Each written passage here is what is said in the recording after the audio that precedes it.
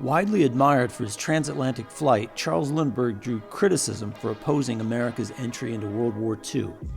In this episode of American Dissidents, we tell the story of the Aviator's principled mission to defend America first.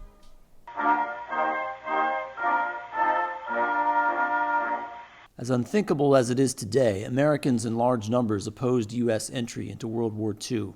80% were against declaring war, according to polls taken before the attack on Pearl Harbor. Two opposing camps clashed in the Great Debate: pro-war interventionists and non-interventionists, often disparaged as isolationists. The most popular group on the non-interventionist side, the America First Committee, used pamphlets, radio broadcasts, letter-writing campaigns, and public rallies to get the word out. The committee formed at Yale University but drew most of its support from the Midwest in the orbit of Chicago. Its message appealed to the hinterlands folks who disliked what they perceived as East Coast elitism. Many had seen their sons killed or maimed in the First War. Some believed that a British victory over Germany was not worth the sacrifice America would have to make, and would put the survival of the American system at risk. They wanted their country kept out of the fighting. Charles Lindbergh waged an independent campaign for non-intervention. He wrote articles in national magazines, gave radio addresses broadcast nationally, and spoke at public gatherings. He even testified before Congress in opposition to the Lend-Lease Act. Lindbergh joined the America First Committee in April 1940 and quickly became the committee's most popular speaker by far, but with him came controversy. In the years before the war, Lindbergh inspected the aviation facilities of Britain, France, and Third Reich Germany, which he especially admired for its people's spirit and the country's technical innovations. On Lindbergh's third visit to Germany, No. 2 leader Hermann Göring awarded him a medal for his achievements in aviation. Lindbergh's enemies seized on this to impugn his loyalty.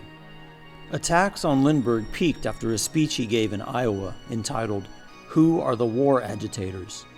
In it, Lindbergh named the British, the Jewish, and the Roosevelt administration as the three groups most actively pushing the country toward war. Roosevelt's attack dogs went to work, especially Secretary of the Interior Harold Ickes and Assistant Secretary of State Adolf Berle. Lindbergh was predictably condemned for anti-Semitism, but defended his remarks, saying that he did not speak out of hate for any individuals or any people. Lindbergh increasingly became a liability to America First, as the attacks against him and the organization drowned out the message of non-interventionism. What was Lindbergh's rationale? In his quest for an independent destiny for America, Lindbergh quoted George Washington's farewell address, which warned against making hazardous alliances with other nations. Lindbergh wanted his country kept out of what he called the eternal wars in Europe. He did not see the war as a struggle to preserve democracy, but as a conflict over material wealth and the control over a continent. He saw the war as an internal conflict among members of European civilization, one which risked its total destruction. And in that scenario, it was better for America to stay out in order to preserve what remained. He urged the building up of America's defenses rather than spending its resources on foreign conflicts. On December 7, 1941, the Japanese attacked Pearl Harbor. Though it urged its members to support the new war against Japan, America First issued a statement. Our principles were right. Had they been followed, war could have been avoided. The America First Committee was dissolved. Lindbergh offered to serve the war effort as a pilot. The Roosevelt administration refused him.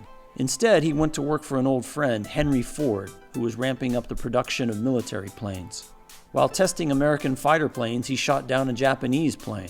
He devoted his energy and expertise to the war effort, though he never recanted his non-interventionist stand. His energetic and personal mission to keep America out of foreign wars are what make Charles Lindbergh an American dissident.